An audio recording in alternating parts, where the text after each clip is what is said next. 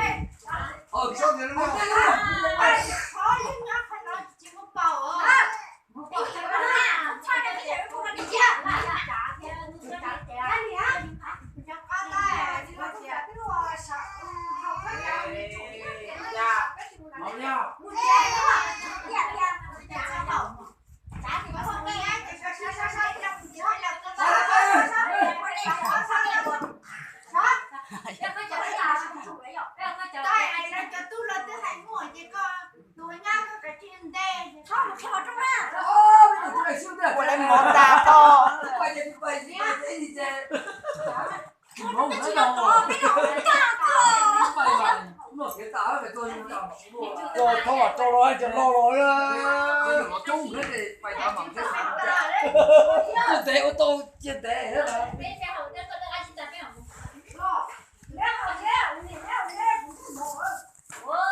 Mà chết quá bố ơi.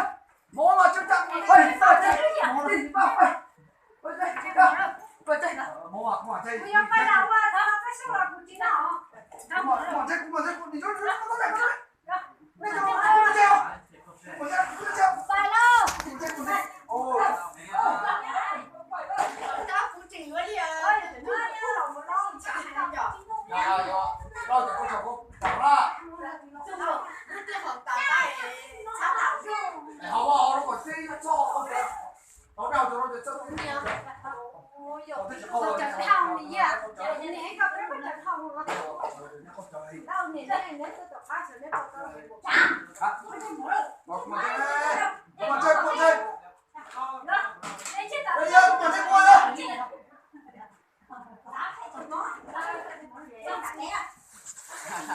Ôi, nó xin tuổi. Đó. Ôi, tôi xin tuổi à, tôi không cho mà tôi xin tuổi. Đó, tôi không mà tôi xin tuổi hả? Đây rồi đi xin tuổi là tôi đây.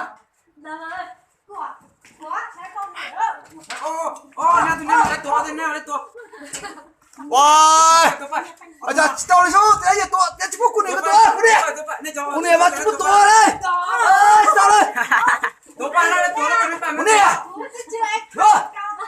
Kau cho dia betul apa? Cik kaya kau lah, oi.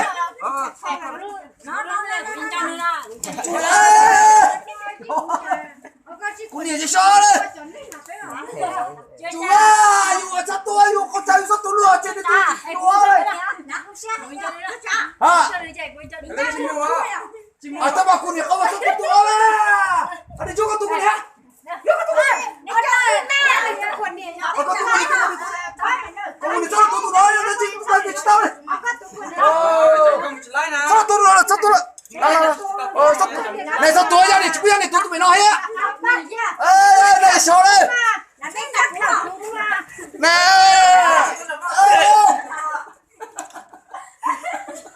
lại cái nó khẳng này nên cửa nên cửa lấy chắc khẳng cũng biết là một cú rồi tôi gọi sao khảo ra này ô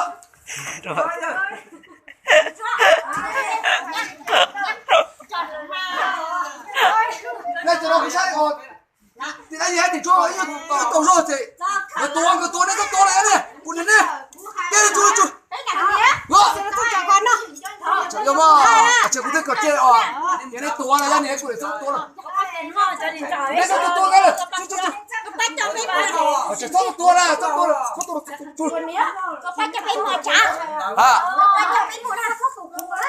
phải cũng một chiếc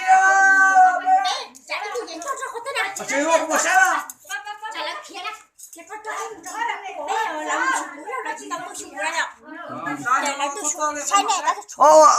tổ thì nó có sao chỉ muốn lấy khẩu cũng là lấy chắc khẩu chơi nhà đi khẩu chơi chắc con bao là chắc con bao không cái chỗ này hả ở cái tổ bay này trên nào tổ bay trong nó không đi nữa mà lại nè cái chú nghe không thể cười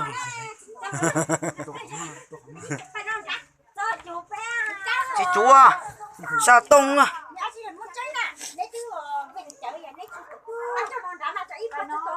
bà nó lắm à nè cú sai này chỉ tao chơi này tao cao đi giờ cũng chỉ này cao mà cùi bắt tua cơ nên nó không chơi mà cùi bắt tua cái tao này thì tao cao kia này chuẩn bị tí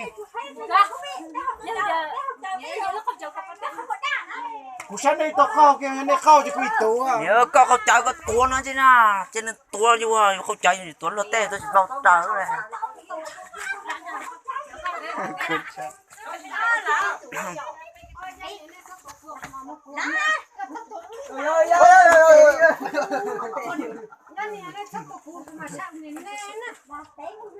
để lên nè phan nè chị học để bài về ôi tao xin tuổi mà bài thì bài đó tao bạn nó chơi phải thì bạn nó phải cho ra bây giờ nó là phai cái này đây bắt tao con đây nè bây giờ nó là phai ôi đây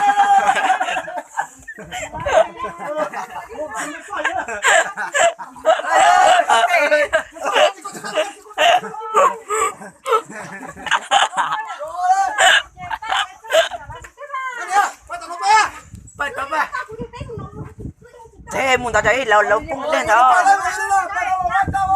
anh chị cho nè ra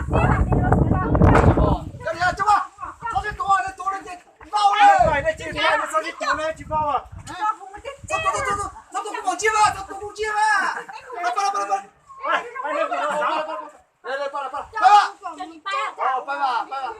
bây giờ nói gì nữa